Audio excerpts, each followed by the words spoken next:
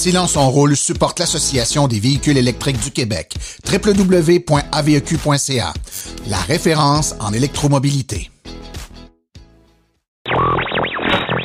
L'épisode de cette semaine est une présentation du garage Arleco.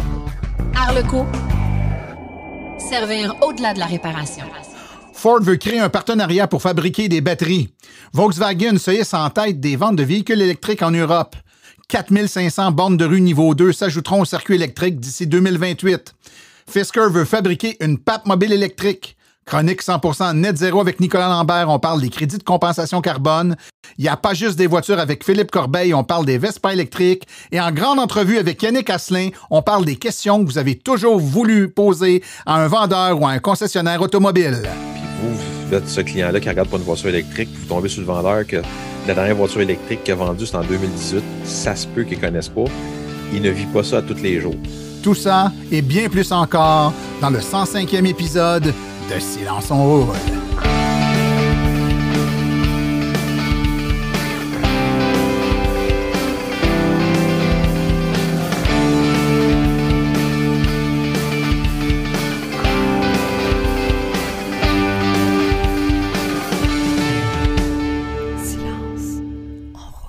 Bonjour tout le monde, mon nom est Martin Archambault et c'est avec passion et plaisir que j'anime Silence on roule, le podcast dédié 100% aux voitures électriques.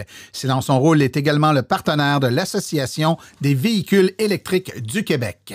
Alors j'espère que vous allez bien, que vous avez passé un bon 2 semaines, que vous avez recommencé tant bien que mal à sortir un petit peu sur la rive sud de Montréal. En tout cas, on est en zone orange depuis une semaine. Montréal, je pense que ça commence pas mal au moment de publier ce podcast. Donc, tranquillement, pas vite, on peut voir des gens, on peut se déplacer. C'est restreint, il faut faire attention, mais quand même. Profitez-en avec prudence, bien entendu. On a un épisode fort chargé aujourd'hui, puis c'est pour ça que je vais faire ça quand même relativement court comme introduction, parce que je vais avoir le maximum de temps pour parler, traiter les questions que vous avez toujours voulu poser aux vendeurs, aux concessionnaires automobiles. On a Yannick Asselin de Bourgeois Chevrolet qui s'est prêté au jeu. Donc, il y a eu beaucoup de questions qui nous ont été posées par courriel et sur les réseaux sociaux. Ça a été compilé et posé à Yannick qui a répondu, ma foi, avec l'ouverture et la franchise qu'on lui connaît. Je vous rappelle que pour nous écouter, là, quand vous nous écoutez, il y a différentes façons de le faire. Par le site web de l'AVEQ, bien sûr, via les réseaux sociaux, on publie les épisodes. Mais la meilleure façon, c'est de s'abonner avec un podcatcher, un logiciel fait pour écouter des podcasts. Sur la plateforme Apple, ça s'appelle en français Balado ou Podcast en anglais. Vous avez la même chose sur les appareils Android. Il y a différents outils qui existent, mais l'idéal, c'est de s'abonner par podcast. Pourquoi? Ben parce que vous n'avez pas à aller chercher les épisodes. Dès qu'ils sont diffusés, ils seront automatiquement téléchargés sur votre appareil. Vous recevez une notification. Il ne vous reste qu'à l'écouter. Et vous pouvez l'écouter partout, dans votre voiture, sur la route, n'importe où. D'ailleurs, il y a une très forte proportion, on l'avait sondé dernièrement, de nos auditeurs qui nous écoutent dans leur voiture. C'est super comme ça. Si jamais vous avez le temps, d'ailleurs, vous pouvez aller sur le site de Apple Balado et puis vous pouvez mettre des reviews, là, des revues, une petite note d'encouragement pour le podcast. Là, ça va jusqu'à 5. Donc, si vous nous aimez beaucoup, vous nous mettez un 5. Puis si vous nous aimez moins, vous nous mettez un 5 quand même parce que vous êtes gentils. Et puis quand on a des bonnes notes comme ça, ben, ça nous aide à remonter dans le classement des podcasts appréciés et on est vu et publicisé auprès de plus d'auditeurs. Donc, c'est intéressant. Vous pouvez aussi nous laisser une petite note, un petit commentaire. Il y a plein de gens qui nous laissent des beaux commentaires positifs sur Apple Podcasts, des petits mots d'encouragement. On les lit tous et vraiment, étant donné que c'est pas mal notre seul salaire, ben, c'est très apprécié de pouvoir vous lire. Alors, sans plus d'attente, je vous propose d'aller tout de suite écouter les actualités dans le monde des véhicules électriques. Vous voulez des produits qui permettront d'augmenter la valeur de revente de votre véhicule? Chez Précision PPF Vitres teintées, nous sommes à votre service depuis 2015. Nos maîtres installateurs sont tous certifiés et ont plus de 17 ans d'expérience dans le domaine. Nous offrons un service de qualité inégalé quant à la protection par pierre, les soins nanocéramiques ainsi que les vitres teintées. Notre pellicule par pierre ultra résistante est invisible et conservera l'intégrité de votre véhicule tout en prévenant la rouille et en protégeant la peinture contre les débris de la route. Notre traitement nanocéramique possède un puissant effet hydrofuge et il préserve l'éclat et la brillance de votre peinture pour en faciliter l'entretien. Que ce soit pour votre voiture, votre résidence ou votre commerce, Précision PPF Vitres teintées est là pour vous offrir la multitude d'avantages qu'offre la teinte de vitre. Venez nous rencontrer au 1970 boulevard des Laurentides à Laval. Appelez-nous au 450-490-4488 ou encore venez visiter notre page Facebook Précision PPF Vitre teintée. Nous comblerons vos exigences tout en vous offrant la qualité que vous recherchez.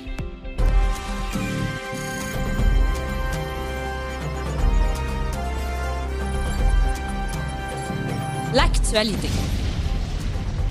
dans le monde des VE. Ford crée un partenariat avec SK Innovation, la compagnie Blue Oval SK, pour fabriquer des batteries pour véhicules électriques aux États-Unis. Avec la participation de SK Innovation, les États-Unis pourront accroître la production de batteries pour fournir les véhicules électriques comme le tout nouveau F-150 Lightning. Les véhicules électriques ont besoin de batteries et Ford veut les fabriquer en Amérique. La production de batteries aux États-Unis risque de connaître une croissance accélérée, entre autres grâce à Ford et la société énergétique coréenne SK Innovation. Jeudi dernier, dans la foulée de la présentation du F-150 Lightning 2022, Ford a annoncé la création de la société Blue Oval SK suite à un partenariat avec les deux sociétés. L'entreprise sera responsable de la production de batteries aux États-Unis qui, selon Ford, pourrait permettre de construire au moins 10 usines à travers le pays.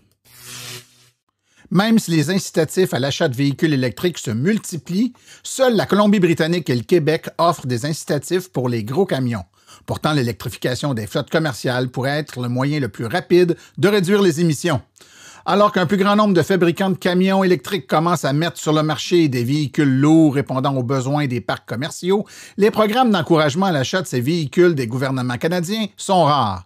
Dans la course, il y a la réduction des émissions et il devient crucial d'extirper les camions diesel moyens et lourds des routes, mais c'est l'un des secteurs de transition les plus lents dans le domaine des transports. Pour les gestionnaires de parcs commerciaux canadiens qui cherchent à passer de la combustion aux plateformes électriques, le processus demeure lent. Beaucoup de gouvernements à travers le monde se sont consacrés sur les marchés des véhicules légers, a déclaré Jesse Lund, associé principal au programme de mobilité sans carbone de l'Institut des Rocheuses, l'une des entrevues avec Electric Autonomy Canada. Le Rocky Mountain Institute est une organisation américaine dédiée à l'avancement de l'énergie propre. Un des aspects de la recherche comprend l'étude du secteur de transport partout en Amérique du Nord. Il s'agit de l'une des organisations à détenir les données sur l'électrification des parcs de véhicules lourds commerciaux au Canada. M. Lund affirme que même si les changements ont été lents, il est en train de prendre une ampleur et compte de plus en plus sur les rabais pour les véhicules lourds. Le constructeur allemand Volkswagen se hisse en tête des ventes de voitures électriques en Europe, alors que Tesla est relégué à la 5e place. Entre mai 2020 et avril 2021, il s'est vendu 856 000 véhicules électriques en Europe. Tesla en a vendu 102 500 exemplaires et prend la 5e place du classement. Le 2e, 3e et 4e place reviennent à l'alliance Renault-Nissan, au groupe Hyundai-Kia et au groupe Stellantis, issu de la récente fusion entre PSA Group et FCA Group. La première place revient au groupe Volkswagen qui totalise 206 000 véhicules électriques commercialisés sur 12 mois. Le groupe allemand a vendu le double de voitures électriques que les pionniers américains comme Tesla et pratiquement le double du groupe Stellantis qui compte maintenant 14 marques automobiles, mais dont seulement 4 proposaient des versions électriques sur la période. 60% des véhicules vendus d'ici 2030 devront être électriques si nous souhaitons des émissions nulles d'ici 2050. Selon un nouveau rapport de l'Agence internationale de l'énergie, pour annuler l'impact de l'activité humaine sur l'environnement, les voitures électriques devraient atteindre 60% de la part de marché d'ici 2030. Cet objectif pourrait permettre d'atteindre les émissions de carbone nulles, ce qui signifie que les émissions ne seraient pas entièrement éliminées, mais toutes les émissions restantes pourraient être annulées par des mesures additionnelles. Si le parc mondial de véhicules n'est pas entièrement électrique d'ici 2050, il n'est pas certain que nous pourrons atteindre ces objectifs, indique le rapport. Quelques 4500 bornes de recharge publiques s'ajouteront d'ici 2028 au circuit électrique et les municipalités du Québec pourront obtenir une subvention pour en assurer leur déploiement. Ce programme de subvention d'Hydro-Québec va permettre aux municipalités d'obtenir jusqu'à 12 000 $ par borne standard. Les bornes de recharge doivent permettre une recharge de nuit aux propriétaires qui n'ont pas de borne à la maison, ainsi qu'une recharge au centre-ville ou à proximité des commerces, selon les règles du programme de subvention. L'accès aux bornes de recharge municipales doit être permis en tout temps et les stationnements doivent être gratuits devant les bornes de 21h à 7h. L'électrification des transports est centrale pour la réduction des gaz à effet de serre. En plus d'être au cœur de la transformation de notre économie, notre gouvernement a des objectifs ambitieux pour le Québec et cette annonce importante pour le déploiement des bornes électriques démontre une fois de plus notre engagement en matière de transition énergétique, a dit le ministre de l'Énergie et des Ressources naturelles, Jonathan Julien. Silence on roule couvre vraiment tous les types de véhicules électriques. On va vous apprendre que la compagnie Fisker souhaite fabriquer la première PAP mobile électrique. En effet, le fondateur de Fisker, Henry Fisker, a présenté au pape François, jeudi dernier, lors d'une visite à la Cité du Vatican, sa vision d'un véhicule sans émission lors d'une réunion privée. Le véhicule proposé est inspiré de son prochain VUS électrique, Ocean. Fisker a déclaré dans un communiqué de presse vendredi matin « J'ai été inspiré en lisant que le pape François est très attentif à l'environnement et à l'impact du changement climatique pour les générations futures. » L'achat d'un véhicule électrique d'occasion présente une nouvelle préoccupation pour les acheteurs potentiels, la santé de la batterie du véhicule. Toutes les batteries se dégradent avec le temps et il est parfois difficile pour un acheteur de connaître l'état de la batterie d'un véhicule électrique usagé. Certains véhicules plus anciens, comme les premières générations de Leaf par exemple, ont des mauvais résultats dans ce domaine. Le California Air Resources Board, CARB, C-A-R-B, souhaite adopter une approche globale de l'électrification de son projet de cadre Advanced Clean Cars. Ce qu'il veut faire, c'est faire en sorte que 80% des véhicules légers neufs vendus d'ici 2035 soient électriques et comprennent des dispositifs pour évaluer facilement la santé de la batterie du véhicule électrique. La nouvelle règle qui s'appliquerait à partir des modèles 2026, dis-je, exigerait que les véhicules électriques maintiennent 80% de leur autonomie certifiée pendant au moins 15 ans ou 240 000 km. La réglementation exigerait également une capacité d'évaluer facilement l'état de santé de la batterie pour le client, permettant d'acheter et de vérifier l'état de santé, ce qu'on appelle le State of Health, SOH, d'un véhicule sans avoir besoin d'outils spéciaux.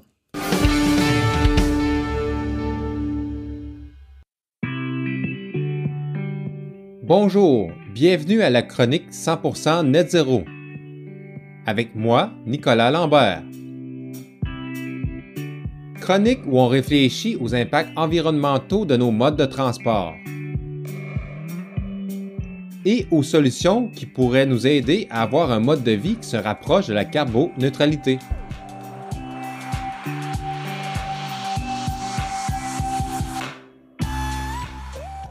Aujourd'hui, on parle des crédits de compensation de carbone. Parmi les auditeurs de Silence on roule, je sais qu'il y a des gens qui conduisent une voiture à essence. Oui, la transition vers la carboneutralité va se faire éventuellement pour tous, mais il existe des tas de raisons qui font en sorte que c'est pas encore fait pour la plupart des gens. Je suis pas ici pour vous juger, car moi-même, jusqu'à tout récemment, je conduisais encore une voiture à essence. Et comme plusieurs, je me résignais à utiliser de l'essence pour me déplacer, tout en sachant que c'était pas une bonne chose pour la planète. Mais au cours des années, j'ai découvert une façon de compenser les émanations de CO2 que faisait ma voiture, sachant que ce n'était qu'une question de temps avant que j'adopte un mode de transport zéro émission. C'est ce dont je vais vous parler aujourd'hui, des crédits de compensation de carbone. Donc, à quoi ça ressemble ces crédits-là? En fait, ça s'apparente à un frais supplémentaire que l'on paierait pour chaque tonne de CO2 qu'on dégage vers l'atmosphère. On appelle ça des crédits de carbone car l'idée serait qu'en bout de ligne, l'argent payé servirait à réparer d'une certaine façon la pollution qu'on a engendrée. Il existe 3 grandes catégories de crédits de carbone qui ont chacun leurs avantages et leurs désavantages. Premièrement, il y a les crédits qui sont associés à des émissions de CO2 qui ont été évitées. On parle ici de projets qui aideraient à éliminer des sources de gaz carbonique ailleurs dans le monde. Et comme le CO2 ne connaît pas de frontières, ce qui a été réduit ailleurs peut servir à compenser les émissions faites par nos voitures ici. Les projets peuvent varier, mais on retrouve par exemple l'installation de systèmes de capture du méthane qui se dégage de nos sites d'enfouissement. Je vous rappelle que le méthane est un gaz à effet de serre 25 fois plus puissant que le CO2. Donc, le capturer avant qu'il aille dans l'atmosphère est une bonne chose. Ou encore, il peut s'agir d'installer des panneaux solaires à des endroits où l'électricité est fournie par des centrales qui fonctionnent aux énergies fossiles. Les coûts de ce genre de crédit avoisinent le 5 sous supplémentaire qu'on paierait par litre d'essence acheté. C'est facile, n'est-ce pas? En fait, pas tant que ça. Le défi vient du fait que d'une part, on doit avoir la certitude que notre argent a vraiment servi à financer le projet visé. D'autre part, on doit être en mesure de bien estimer ce qui se serait passé si le projet n'avait pas eu lieu, dans le but de déduire notre impact réel sur les émissions totales de CO2. Ça peut donc être difficile à s'y retrouver. Pour vous aider, recherchez la mention Gold Standard, qui est une certification qui vise à s'assurer que le projet a été validé par une tierce partie indépendante. Mais de par leur nature, ce type de crédit de carbone est voué à disparaître car elle vise à éliminer les sources de GES qui sont présentes aujourd'hui sur la planète. Donc, lorsque ces sources se feront de plus en plus rares parce qu'on les aura tous éliminées et que la planète se rapprochera de la carboneutralité, il sera plus possible d'acheter ce genre de crédit pour compenser nos émissions. Il faudra donc aller vers un autre type de compensation, soit les méthodes d'absorption naturelle de CO2. C'est ici que planter des arbres prend tout son sens. On le sait tous, les arbres, lorsqu'ils grandissent, absorbent le CO2 de l'air pour produire de l'oxygène. Donc là aussi, pour un prix d'environ 5 sous par litre d'essence, vous allez pouvoir retirer de l'atmosphère le CO2 qui a été émis. Mais encore une fois, il s'agit d'une méthode qui est plus difficile qu'on pense. Quelle est la quantité exacte de CO2 qui sera absorbée par notre arbre? En combien de temps? Et combien de CO2 retournera dans l'atmosphère si l'arbre se brise et se décompose au sol? Ce sont des questions qui demandent beaucoup d'études. Il y a même à l'Université du Québec à Chicoutimi une chaire de recherche complète qui vise à répondre à ce genre de questions. Pour les intéressés, je vous invite à aller sur le site du projet Carbone Boréal pour avoir plus d'informations ou même pour y acheter directement vos crédits qui vont aussi servir à financer le programme de recherche. Mais encore ici, cette méthode de compensation a une certaine limite, car l'espace où il est possible de planter des arbres de façon efficace viendra qu'à manquer à long terme. Il faudra donc éventuellement se diriger vers des méthodes technologiques qui vont aller chercher le CO2 dans l'atmosphère pour le stocker de façon permanente. Ces méthodes technologiques existent sous plusieurs formes, mais elles sont encore dans la phase d'expérimentation. Et on parle d'un prix assez élevé, soit de 1 à 2 $ supplémentaires par litre d'essence. Certaines personnes voudraient que ça aille plus vite et que ça devienne moins coûteux, dont Elon Musk, le PDG de la compagnie Tesla. Si vous possédez ce genre de technologie, M. Musk est prêt à vous donner 100 000 $ s'il s'avère que vous possédez la meilleure technologie dans ce domaine. Je peux donc vous dire que l'annonce de cette bourse créée par M. Musk a créé d'énormes vagues dans le milieu de la capture du CO2 et je suis très curieux de voir ce qui va en découler. Mais avec tous ces moyens pour compenser nos émissions de CO2, est-ce qu'il serait possible de continuer à polluer et de tout compenser pour atteindre la carboneutralité? Je vais sans doute être un peu rabat-choix ici, mais non, c'est pas une route qui est possible. Même dans les scénarios les plus ambitieux du GIEC, où le réchauffement serait inférieur à 1,5 degrés Celsius, la capture du carbone occupe au maximum 10% du chemin à faire vers la carboneutralité. Le 90% qui reste, c'est des émissions qui ont été éliminées d'une façon ou d'une autre. Parce que compenser par l'une ou l'autre de ces trois méthodes devrait être un choix de dernier recours. Un peu comme le recyclage où on doit penser aux 3 R, réduire, réutiliser, recycler, avant de choisir quoi faire avec nos déchets, il existe une méthode similaire pour le carbone que l'on appelle les 3 C. Couper, changer, compenser. On doit d'abord couper nos activités émettrices de CO2. Ensuite, changer la technologie en utilisant des procédés zéro émission. Et seulement compenser ce qui reste avec des crédits de carbone.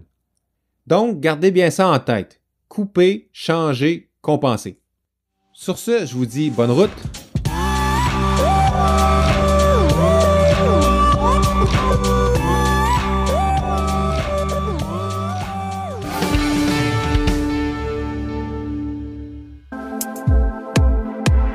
EV Borne, à la maison, en condo. EV Borne, vos subventions. EV Borne, branché au travail. Hey Martin, on répète-tu trop le nom de la compagnie? Ou un petit peu trop, je la refais. Pour recharger, ça prend une borne de recharge et l'équipe de EV Borne est à votre service. Pour vous brancher au commerce, à la maison ou au travail, composez le 418-866-0653. 418-866-0653 ou le www.evborne.com. EV Borne, la passion à votre service.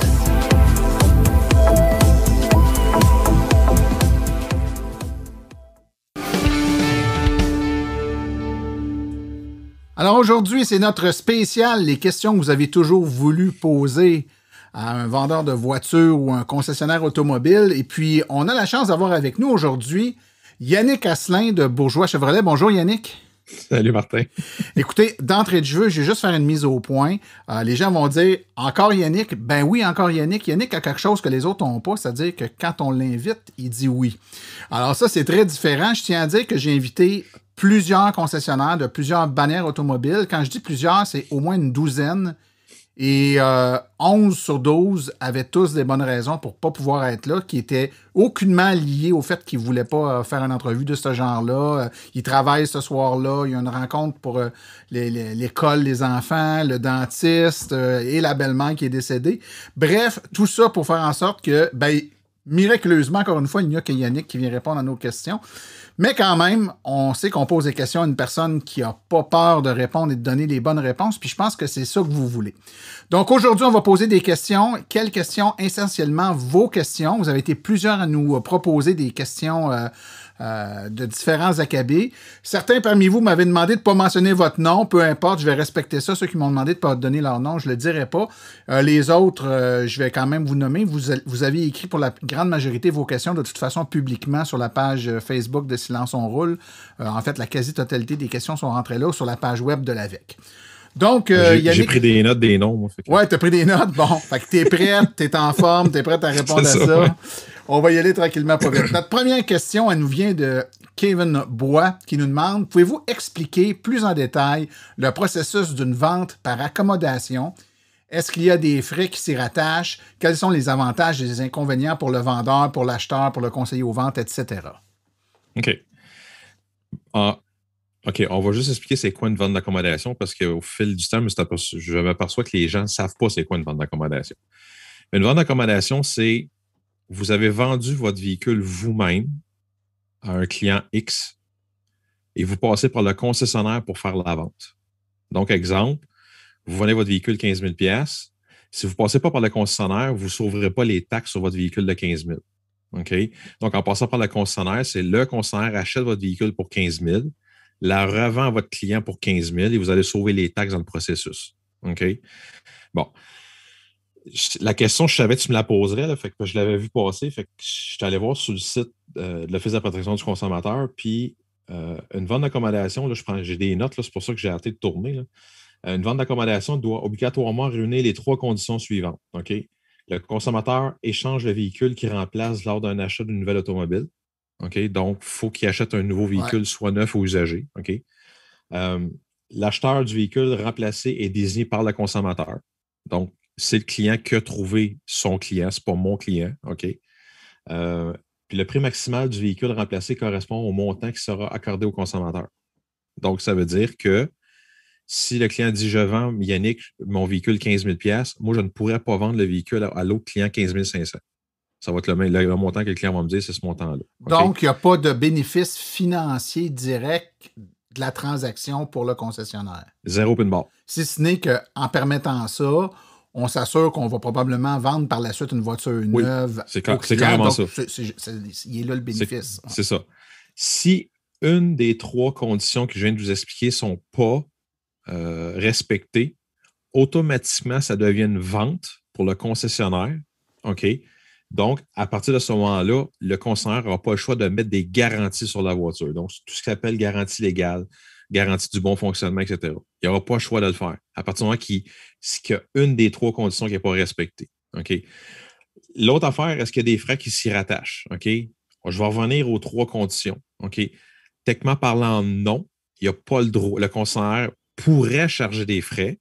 S'il charge des frais, ça fait sortir de la troisième condition. Donc, le prix de vente maximal ne doit pas dépasser le prix de vente que le client voulait vendre sa voiture. Donc, automatiquement, si le concessionnaire charge des frais pour faire ça, la garantie légale et la garantie du bon fonctionnement devra s'appliquer parce que ça va être considéré comme une vente automobile. OK. C'est simple comme ça.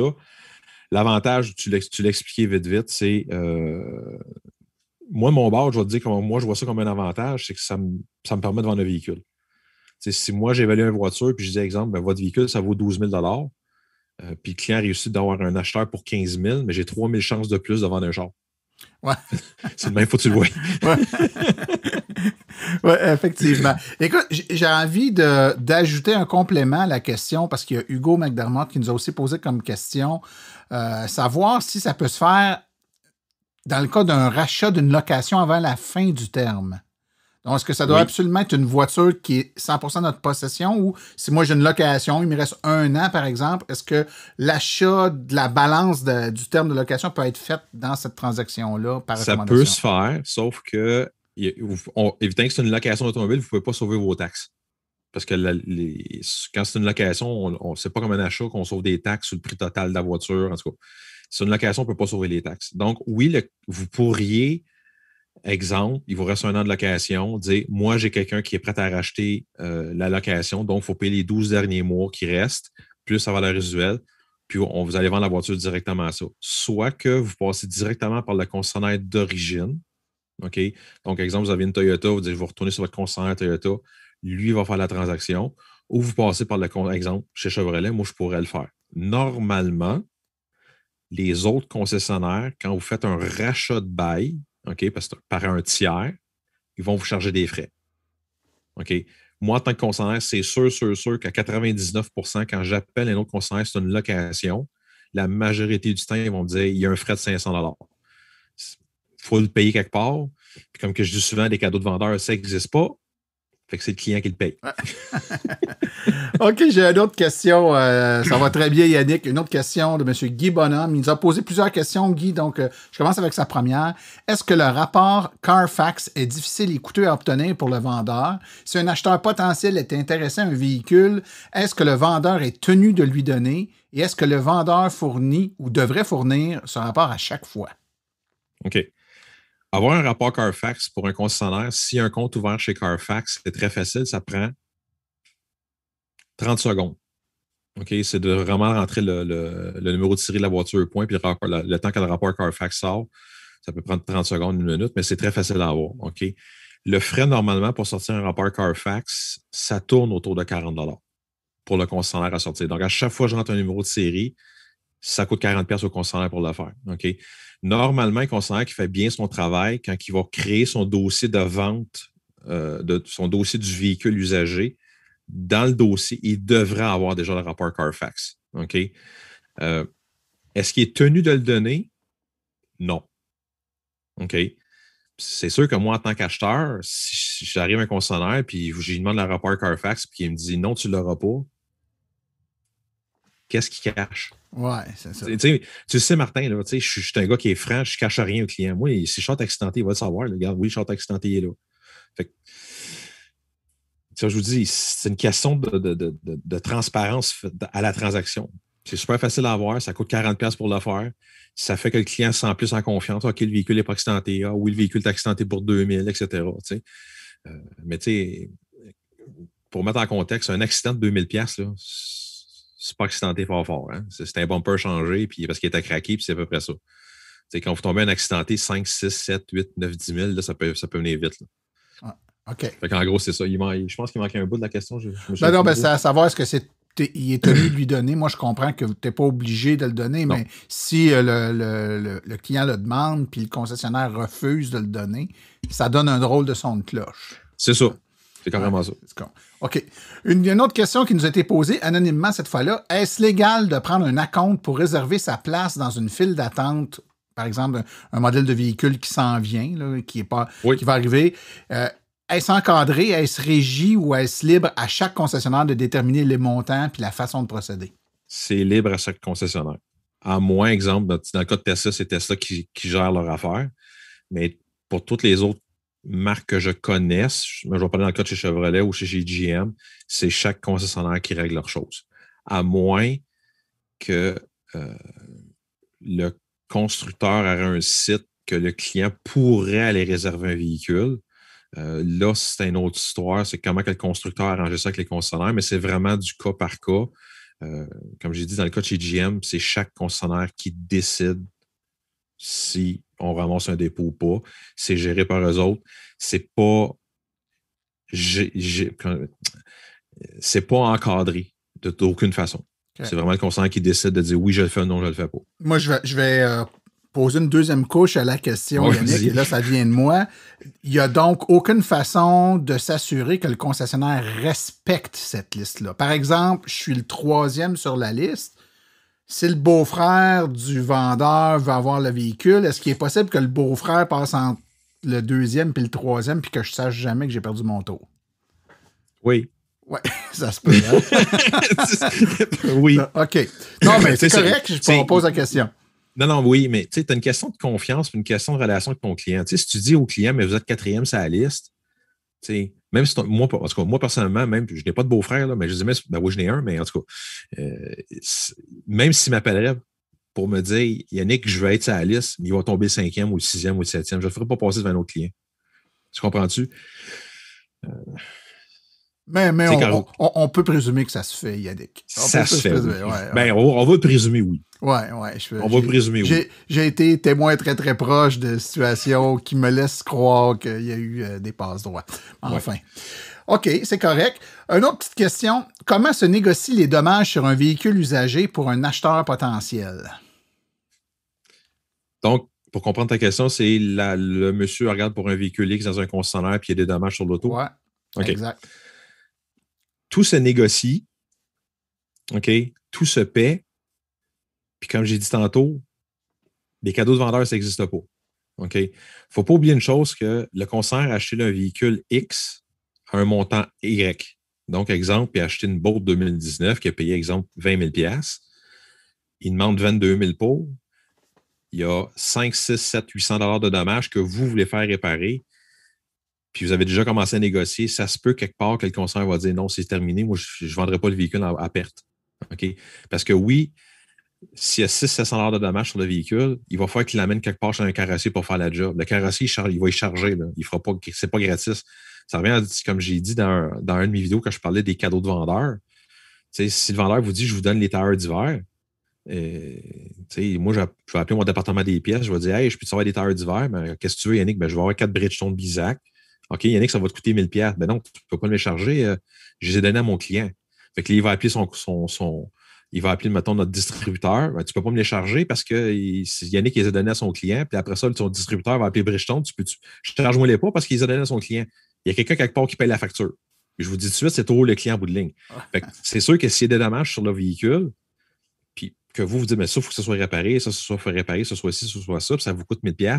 Mais c'est peut-être 1000 $ de négociation que vous avez 1000 $ de jeu dans la négociation que vous avez venez de perdre. Là. OK? C'est sûr qu'un concessionnaire, s'il fait bien son travail puis qui est, quand je veux dire ça, qui est professionnel, va s'arranger quand la voiture est prête à vendre, que la voiture est, je ne dirais pas A1 parce que ça reste quand même une voiture usagée, mais que la voiture soit en très bonne condition.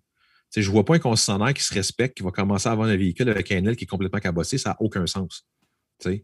Mais oui, ça va le faire, puis ça va faire partie de la transaction. Puis le concessionnaire s'attend à ce que peut-être, la lumière à soigne, peut-être que la lumière, je vais la réparer. OK, on va le faire. OK. Mais comme je dis, en bout de ligne, il y a quelqu'un quelque part qui va le payer. Le client pense que ce n'est pas lui ou ben, c'est lui en bout de ligne parce qu'il a peut-être été 500, il aurait pu faire peut-être 500 $ de moins puis il ne l'a pas fait. Ça va se transposer dans le prix. Ça va se transposer dans le prix quelque part. Si un propriétaire veut vendre son véhicule à un concessionnaire en échange, veut le passer dans l'échange pour un nouveau véhicule, quels sont les éléments sur le véhicule qui peuvent faire augmenter la valeur du véhicule lors de l'échange? Est-ce que d'avoir un set de pneus d'hiver inclus, une protection par pierre d'installer, des vitres teintées, des tapis spéciaux, est-ce que ça va augmenter la valeur du véhicule ou ça n'a aucun impact? OK, bon. Les pneus d'hiver, oui, ça va aider. Surtout que si vous vendez votre véhicule à partir du mois d'octobre, parce qu'en général, les clients qui vont acheter la voiture vont l'acheter peut-être en novembre ou en décembre, puis les premières choses qu'ils vont demander au concessionnaire, c'est il vient avec des pneus d'hiver. Ça va aider. Tout ce qui s'appelle anti-rouille, pare-pierre, tapis, ça ne fait pas augmenter la valeur directement de votre voiture. Ce que je veux dire par ça, c'est que c'est pas parce que vous avez fait faire un anti-rouille que le concessionnaire va dire « Ah, il a fait un anti-rouille, je vais payer 500 $ de plus. » OK? Ce qui va arriver, c'est que votre voiture, exemple, versus un autre modèle à côté du même kilométrage, va peut-être paraître mieux, puis automatiquement, ça va se payer plus cher. que l'autre véhicule à côté qui n'a peut-être pas l'anti-rouille, qui n'a peut-être pas le pare-pierre, etc. Ou que, exemple, lui, il n'a pas mis de tapis dans le fond, moulé, puis que c'est rempli de sel. C'est comme ça que, comme je dis, c'est pas ça qui va faire augmenter la valeur, mais sur le montant total de votre voiture, vous allez récupérer une portion de ça. OK. Je ne sais pas si ça répond à la question. Oui, ça répond à la question. Hein. Ça se pose toujours. C'est un peu comme quand on rénove une maison, on se dit refaire la cuisine, ça augmente la valeur de la maison, mais il y a certaines rénaux que ça n'a pas grand impact sur le prix de revente au final. Avec un auto, c'est un peu la même affaire. Attends, c'est le même principe qu'il y a plusieurs années, j'avais rencontré un gars qui me dit ouais, mais là, tu sais, ce que j'appelle les petits gens à la palette à l'envers. Il y avait comme un muffler à 2500$. Son char, ouais, mais j'ai fait installer un muffler de 2500$. Ouais, mais c'est parce que le prochain client, là, ton muffler, il s'en sac pas mal. Fait que c'est pas ça qui va faire augmenter la valeur de ton véhicule. C'est comme les vitres teintées. On parlait des vitres teintées tout à l'heure dans ton exemple, dans ta question. Vous, peut-être que vous aimez vos vitres teintées. Ça ne veut pas dire que le prochain client va les aimer. Fait que c'est pas ça qui va faire augmenter la valeur de votre véhicule. Non, je comprends. Ça n'a pas une valeur ajoutée automatique. Ouais, c'est clair. Automatique, c'est ça.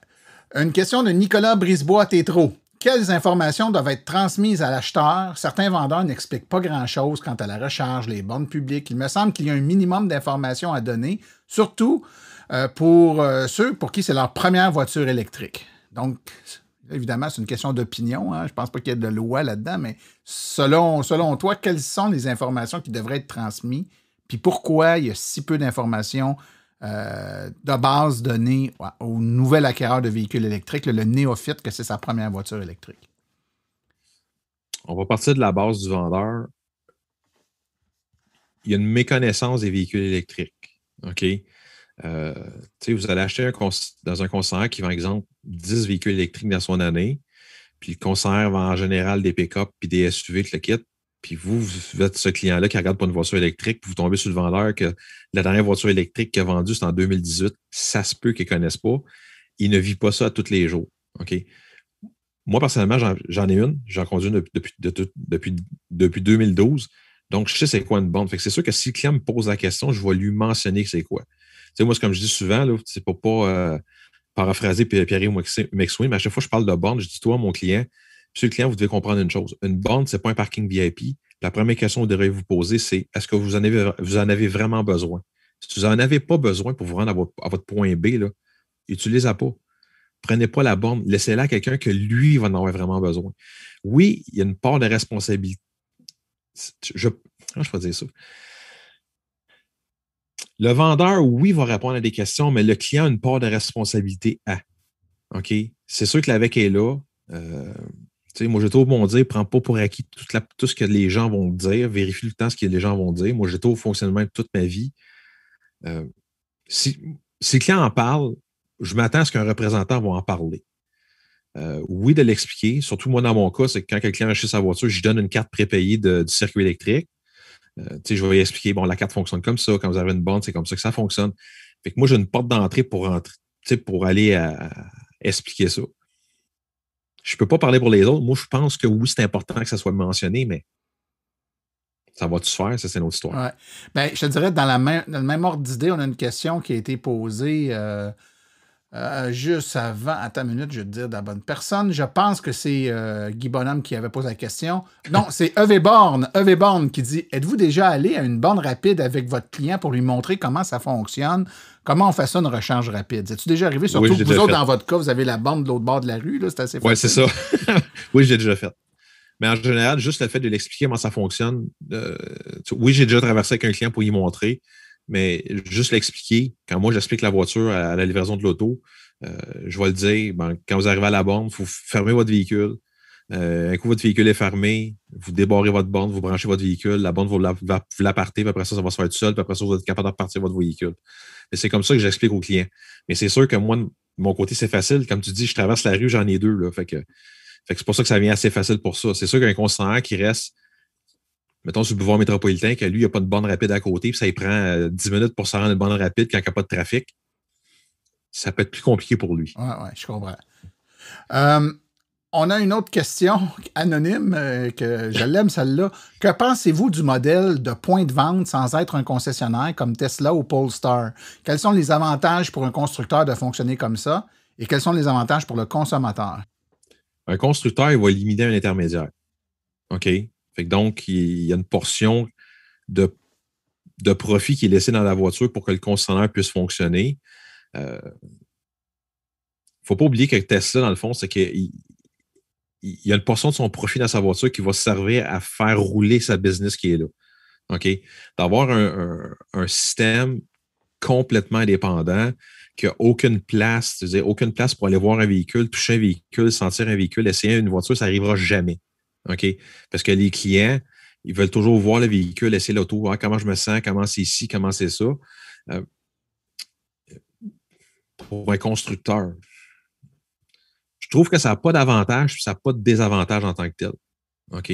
Quand je dis, oui, des gens vont dire, oui, mais le concessionnaire, il se prend un profit X, Y, Z. Oui, mais le Tesla se prend un profit X, Y, Z de Polestar dans le prix de sa voiture pour, comme je dis, pour rouler le concessionnaire qui n'est pas géré par une personne tiers. OK? Pour le consommateur, moi, dans mon livre à moi, ça ne change rien parce qu'il va faire affaire soit avec une personne en face de lui qui va y répondre à ses questions, ou soit il va faire affaire avec un vendeur de l'autre côté. Bon, c'est sûr que si le client qui est anti-vendeur, il va dire, je vais faire avec une personne qui n'a aucun gain pécunier là-dedans. Mais comme je dis, on ne sait pas, je ne sais pas comment ça fonctionne. Est-ce que la personne qui est là a un bonus parce que le client a fait une commande directement avec lui? Je ne sais pas comment ça marche chez Tesla par rapport à ça. OK? Mais d'un bord ou de l'autre, le client va vouloir aller chercher un conseil quelque part. Il va poser des questions à une personne X, Y, Z. Il va avoir un conseil X, Y, Z. Il va poser des questions. OK? Est-ce que ça gage une qualité de réponse d'un bord ou de l'autre? Non. Parce que j'ai rencontré du monde qui ont acheté des voitures chez nous, puis ils m'ont dit, Yannick, on est allé chez un concessionnaire X, on s'est fait répondre tout croche. Puis j'ai des gens que j'ai rencontrés aussi qui m'ont dit, Yannick, je suis allé chez Tesla pour ne pas le nommer, puis je me suis fait répondre aussi tout croche. Fait que c'est pas un gage de qualité, honnêtement. Là. C'est vraiment chaque être humain, chaque personne qui est en face de vous, on ne sait pas comment il est là. Comme que je dis souvent le matin, quand il est parti chez eux, là, il s'est-tu assisté avec sa femme ou sa fille, il a dit, regarde, papa, j'ai eu 40% dans mon examen de maths ce matin. Il y a du facteur humain là-dedans. C'est ça, le gros facteur humain là-dedans. Là.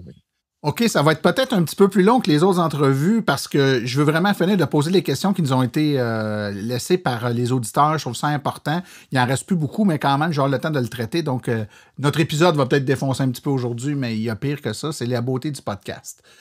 La question est intéressante. Est-ce que les vendeurs ont une formation adéquate pour parler des voitures électriques? Tu veux mon opinion? Ben, écoute, on te pose la question à toi, là. Oui, j'imagine que c'est ton opinion. Non. OK. Moi, j'ai appris sur le tas. OK? Fait que moi, comme je dis souvent, toutes les questions niaiseuses que le client peut penser par rapport à l'achat d'une voiture électrique, je les ai toutes posées en 2012. Toute la gang sans aucune exception. OK? Depuis 2012, j'ai eu une seule et unique formation chez GM par rapport à la Volt et la Bolt. Et c'est arrivé en 2017. J'ai rien eu d'autre par rapport à ça. Je sais qu'il y a des formations qui vont se donner quelque part au mois de juillet pour la nouvelle Bolt qui s'en vient. Personnellement, non, il n'y a pas assez de formation par rapport à ça. Puis, je vais même honnêtement, la dernière formation que moi j'ai suivie, c'était tellement drôle parce que les formateurs de GM qui étaient là, ils disaient, oh, Yannick est là, on va faire attention à ce qu'on dit, on va s'assurer que ce qu'on dit, c'est exact. Quand chaque fois qu'il répondait à quelque chose, il me regardait et me dit, Yannick, c'est-tu correct ce que je viens de dire là? Il cherchait l'approbation. Ouais, c'est ça. C'est que là, j'étais comme, OK, t'es pas supposé me former, toi, ici. Comme... Mais, tu sais, je te dirais en général, non, parce que je sais que, exemple, Daniel Breton, tu connais, là, je sais que Daniel a donné la formation dans des différents concessionnaires, surtout dans la région de Saint-Hyacinthe par rapport à les voitures électriques, mais il touchait tout. Là. Il touchait la voiture, il touchait la borne, touchait une borne 240, une borne de niveau 1, une borne de niveau 3, il touchait sur tout. En général, le constructeur va donner une formation plus par rapport à la voiture en tant que telle. En 2017, ma formation, c'était plus générale. Mais est-ce que c'est obligatoire pour le constructeur? Je ne penserais pas. OK. Fait, comme je dis, ça dépend. C'est sûr que plus ça va aller, plus il va y avoir de la formation parce qu'on s'en va là. On le sait, on le voit là. Mais c'est vraiment une question de... Puis même encore,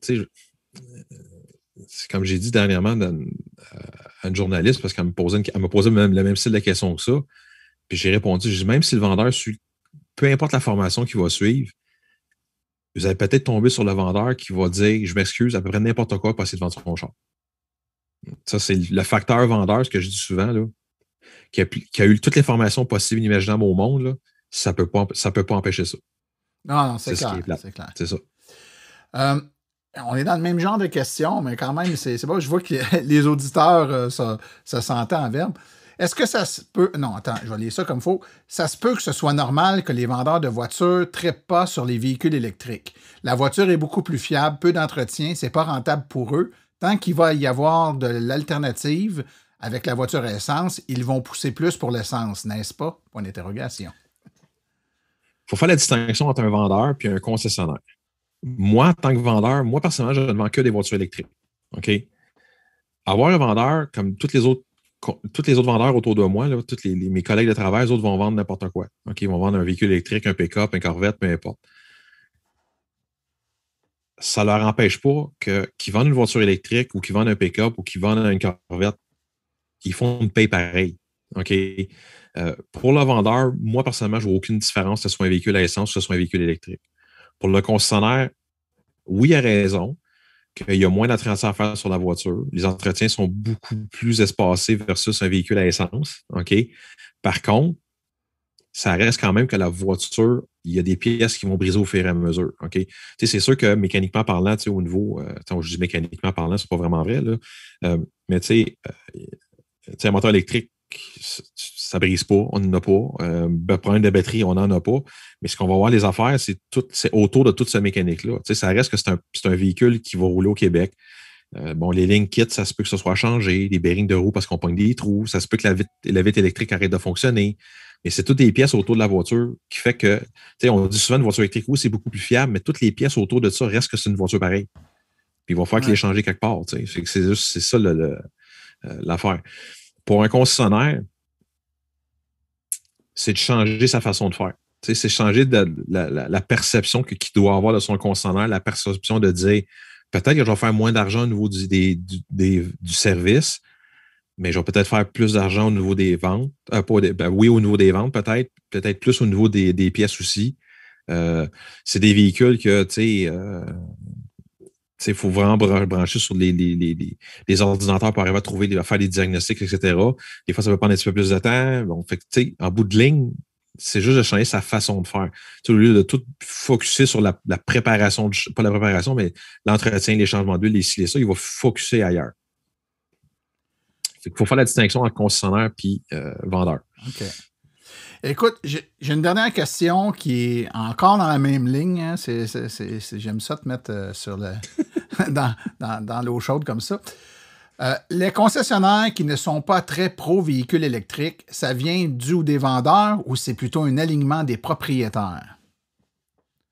Donc, il y a certains concessionnaires qu'on sait pas très pro-VE. C'est-tu dans la culture, c'est-tu les boss, les propriétaires de la concession ou c'est les vendeurs ou c'est qui? C'est peut-être un ensemble de tout. Pour prendre l'exemple de Bourgeois, mais le changement de mentalité est venu des propriétaires. Parce que les propriétaires, en partant, quand ils ont mis la main sur une Volt, ils ont fait, voyons, c'est dommage extraordinaire ce véhicule-là, puis les autres ont vu comme l'opportunité puis l'avenir par rapport à ce véhicule-là. Fait que c'est venu des propriétaires. Pour prendre mon cas à moi, pour pas nommer l'ancien concessionnaire que je travaillais, OK, c'était moi qui faisais l'affaire. Le propriétaire, lui, c'était comme, OK, moi, tant que je fais de l'argent à vendre des chars, que ce soit un char à gaz, soit électrique, je m'en sac. Fait que, tu comprends-tu, c'est un ensemble de tout. Oui, un vendeur peut faire une différence s'il croit vraiment à ça, mais en général, ça va venir d'en haut. Un vendeur est comme pris face à la direction. S'il n'y a plus de boat en inventaire, puis le client rentre pour une boat, puis il n'est pas capable d'en avoir ailleurs, ça se peut que le vendeur va essayer de tout faire pour essayer de vendre un véhicule à essence. Pourquoi vous allez acheter une boat? C'est bien mieux qu'une Spark. C'est la même grosseur de véhicule. Pas vrai, en tout cas. Ça va vous coûter bien moins cher qu'une boat. Tout ce qu'on a vécu avec les vols dans le temps, tu t'en souviens, là, mais tu étais un des premiers à. Tu rentres dans un concessionnaire et tu dis pourquoi vous allez vous acheter une Nissan Leaf? Achetez-vous un Sentra, c'est bien moins cher. Fait que ça se fait encore aujourd'hui, mais c'est tout par rapport à une question de vendeur. Le vendeur, lui, ce que les gens ne savent pas, c'est que la majorité des concessionnaires vont fonctionner avec des tours, c'est à tour de rôle. Fait qu'un vendeur, ils vont dire on est sur le gun. OK? Fait que le premier client qui rentre, c'est à lui à répondre. Un coup qu'il a répondu, qu'il a donné sa carte d'affaires, ou qu'il a dit, il vous a juste dit bonjour, il y a des concessionnaires qui vont dire tu viens de perdre ton tour. Fait que si vous rentrez et il dit moi, je vais avoir une voiture électrique, il n'y en a pas en inventaire, il n'est pas capable d'en avoir parce qu'il n'y a pas de véhicule en inventaire, parce qu'il veut faire un échange avec un autre concessionnaire, l'autre concessionnaire, par exemple, il m'appellerait moi, il va me dire Yannick, je peux-tu avoir une de tes bottes que tu as en stock? Moi, je vais dire t'as-tu une autre botte en stock? Non, ben elle va rester ici, ma botte. C'est comme des cartes de hockey. Si tu veux un Mario Lemieux, de moins Wayne Gretzky. C'est la même affaire. Fait que s'il n'est pas capable d'avoir son véhicule, lui, il va faire sa paye. Il va dire OK, je vais perdre mon taux. Il va tout essayer de faire pour essayer de ne pas vous vendre un véhicule électrique. Mais c'est la philosophie des concessionnaires qui sont faites dans le même. C'est ça qui est plate, mais c'est ça. T'sais. Quand il y a de l'inventaire, vous rentrez pour un pick-up, puis il y en a 22 dans le cours, là, je peux vous garantir qu'ils vont vous vendre le pick-up que vous voulez avoir. T'sais. Mais c'est trop par rapport à l'inventaire aussi. Mais l'inventaire vient du fait que est-ce que le concessionnaire commandait assez de véhicules pour ce qu'il pensait vendre? Est-ce qu'il, il y a des concessionnaires présentement qui essaient d'embarquer dans le train ce que j'appelle le train des voitures électriques. Puis là, ils trouvent ça dur parce que quand ils essaient d'avoir des véhicules, exemple, du constructeur, puis ils disent j'aimerais ça avoir 10 boats ce mois-ci, le constructeur va dire calme-toi, l'année passée, tu en as vendu 10 dans toute ton année. Ça revient aux vidéos que j'avais faites qui expliquaient le système de commande puis le système d'allocation. Pour ça que c'est dur à faire par rapport à ça. Mais il faut que le constructeur, le concessionnaire à la base croit à ça. Puis, oui, je vais en commander, puis je vais faire les véhicules, puis ci, puis ça. Quand il croit à son véhicule, il construit ce qu'on appelle construit notre index, puis les allocations, puis il y en a, puis il y en a, puis il y en a, comme qu'on a chez Bourgeois. Mais c'est facile à vendre après le véhicule. Quand il rentre chez nous, le client m'appelle, Yannick, as-tu des bourses 2021? Je n'ai 40 en stock. 40? C'est beaucoup. Non, je n'ai pas. D'habitude, je n'ai 120. Ben écoute, moi, ce que ça m'amène comme réflexion, Yannick, puis on va finir là-dessus, c'est que ça fait quand même en sorte que, je m'en allais dire les bons vendeurs, mais je voudrais dire les vendeurs qui croient aux voitures électriques, t'en es un, puis il y en a d'autres, là, des vendeurs qui croient, qui savent que ça s'en va vers là, puis qui veulent en vendre, puis qui font des efforts pour faire la promotion de ça, puis les mettre de l'avant.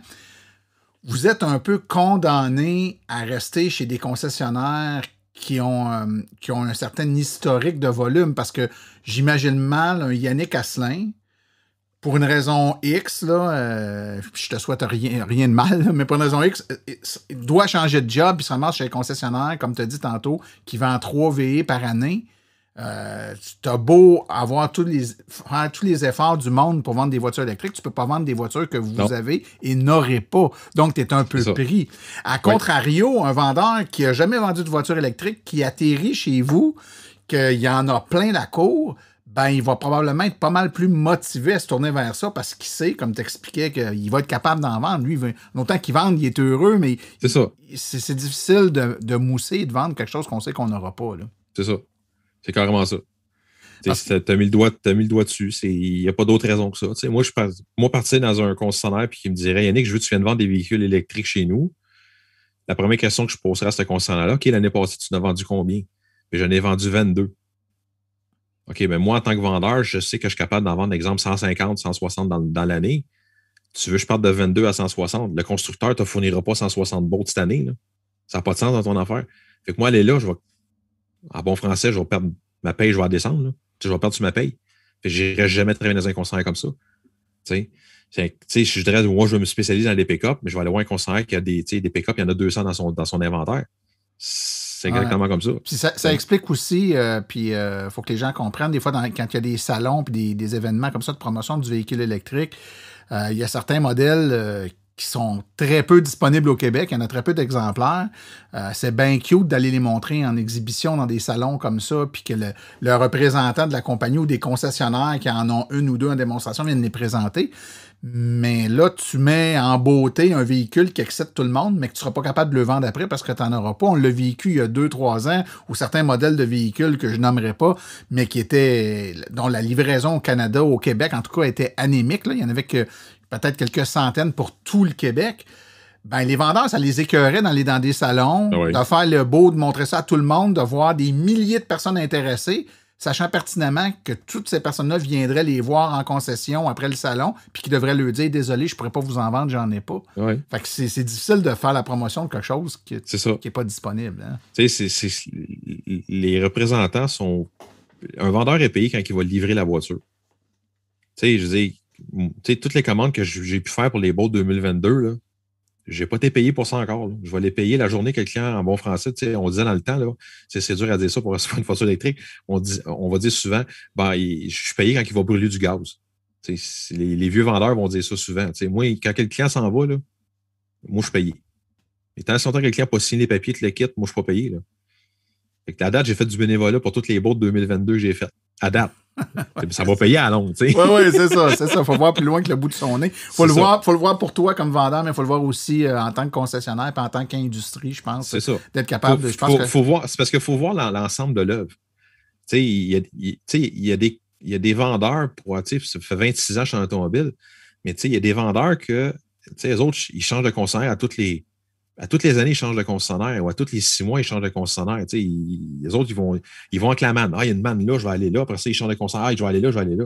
Mais lui, arriver puis vendre une commande qui va arriver dans 2, 3, 4, 5, 6 mois, il ne sait même pas s'il va être là dans 6 mois. Ça ne l'intéresse pas de vendre des chars comme ça.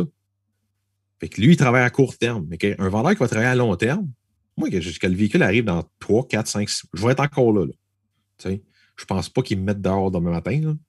C'est surtout qu'il n'arrête pas de me dire non, faut pas que tu t'en ailles. En tout cas, tu ne le souhaites pas. Non, je ne vais pas m'en aller non plus. Ben écoute, Yannick, ça a été super intéressant encore une fois. Tu n'as pas froid aux yeux, puis tu réponds aux questions, puis je pense que c'est ce qui est apprécié chez toi, là, ta franchise, ton honnêteté, t'es un livre ouvert, puis tu dis les vraies affaires, fait que je pense que c'est apprécié autant pour tes clients que pour les auditeurs de Silence on roule. Ben, je te remercie beaucoup de ta présence aujourd'hui. Merci, Martin. Écoute, c'est certain que s'il y a une autre occasion, toi, comme plein d'autres, je vous inviterai. Puis j'espère que les prochaines fois, il n'y aura pas juste toi qui va dire oui, n'est-ce pas? Merci, Yannick. C'est bon, merci, Martin.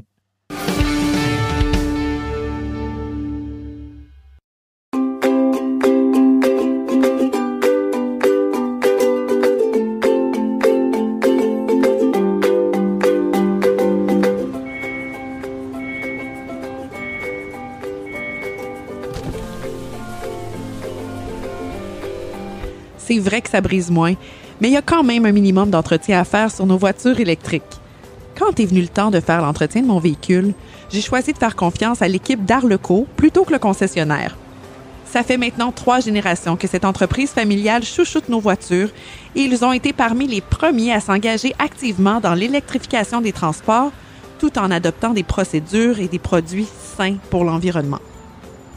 Avec ses techniciens spécialement formés à l'entretien et réparation des voitures hybrides et électriques, Arleco nous offre aujourd'hui la même qualité de service sur nos VE qu'elle a toujours livré depuis bientôt 40 ans.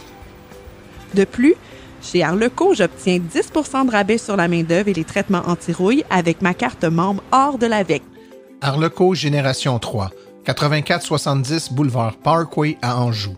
514-352-1446 ou arleco.ca. Arleco, servir au-delà de la réparation.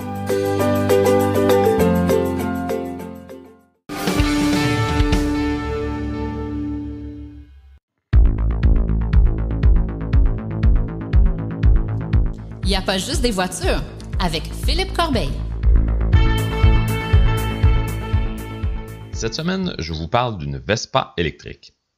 Et quand je dis une Vespa, je ne parle pas d'une imitation qui reprend le look rétro caractéristique de ce classique italien, mais bien d'un véritable scooter Vespa électrique fabriqué en Italie, la Vespa Elettrica. Vespa est la marque de scooter haut de gamme du groupe Piaggio. Une des caractéristiques distinctives des scooters Vespa est qu'ils sont les seuls scooters toujours fabriqués avec une carrosserie de métal, et l'Elettrica ne fait pas exception à cette règle. La Vespa électrique a débuté sa carrière commerciale à la fin de 2018 comme modèle limité à 45 km/h pour être dans la catégorie des 50 cc en Europe. Depuis la fin 2020, Vespa a ajouté une version qui est limitée à 70 km/h.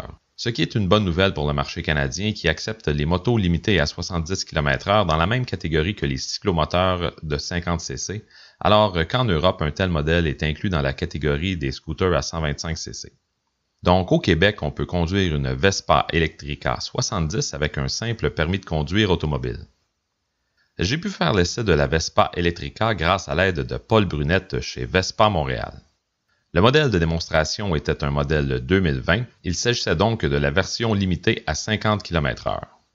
Les nouveaux modèles 2021 sont désormais tous offerts dans la version limitée à 70 km/h. Je regardais les fiches techniques qui sont publiées par Vespa sur les deux modèles et la seule différence technique est que le modèle à 45 km/h a un moteur de 3,5 kW avec une puissance maximale de 4 kW et le modèle à 70 km/h a un moteur légèrement plus puissant à 3,6 kW de puissance continue, mais à un maximum de 4 kW lui aussi. Tout le reste est identique entre les deux versions.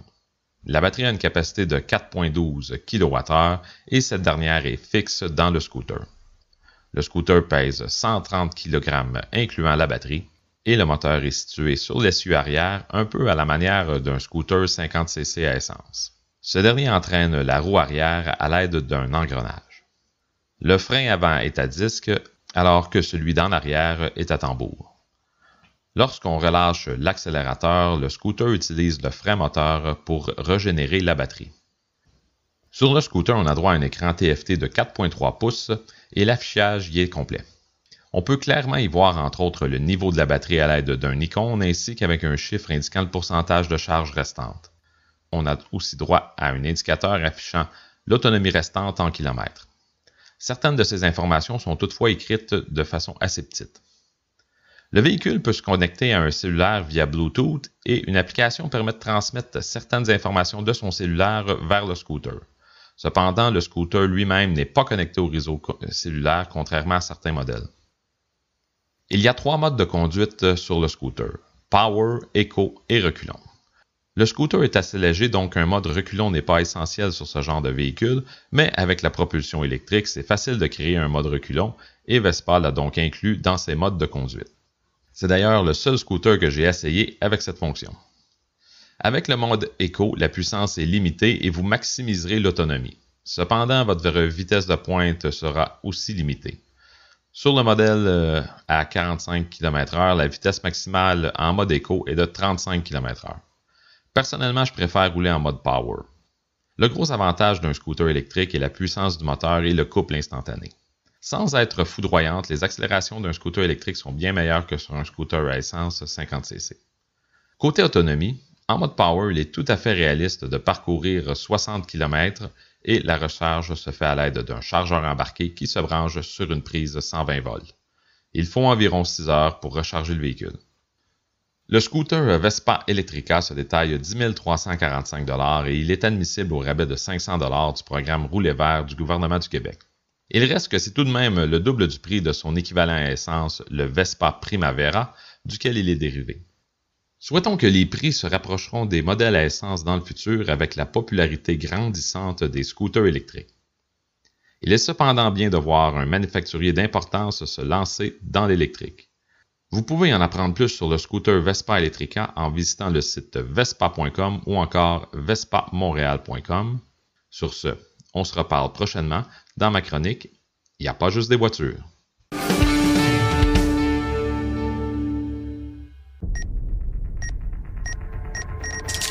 Comprendre son auto en 60 secondes, top chrono. On nous demande souvent s'il est vrai qu'à une borne rapide, on doit rester à proximité du véhicule. La réponse est oui, à moins de laisser un papier avec une indication pour nous rejoindre en cas d'urgence. Une borne rapide, c'est un peu comme une station-service. On branche pas notre véhicule et on part pas pour de longues périodes de temps, contrairement à une borne niveau 2, par exemple, qui est justement prévue pour se brancher et qu'on puisse laisser le véhicule là longtemps. À une borne rapide, généralement, on reste pas trop loin, on s'assure d'être capable de libérer la place le moment voulu et de s'assurer de pouvoir communiquer aux futurs utilisateurs de la borne pour combien de temps on a l'intention de l'utiliser. Sachez que dépasser 80 ou 85% une borne rapide, la borne n'est plus vraiment rapide, donc mieux vaut se débrancher et se brancher à une borne niveau 2 si on veut aller à plus haut que 80 ou 85% de charge. Laisser sa place au suivant, s'assurer de bien informer la prochaine personne qui aura besoin d'utiliser est une question de civisme et de courtoisie. Pensez-y.